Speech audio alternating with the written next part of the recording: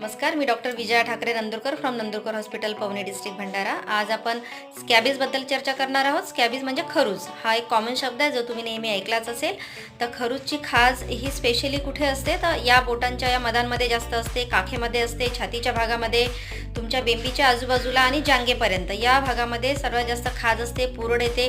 कधी कधी इथे गड्डेसुद्धा पडतात जेव्हा ते इन्फेक्शन जास्त होते, कारण हे मायक्रोस्कोपिक माइट्स असतात ज्या तुमच्या त्वचेमध्ये बरो होतात. आतमध्ये त्या गड्डे पाडतात, घर करतात आणि हे इन्फेक्शन खूप लवकर एकमेकांना फैलते.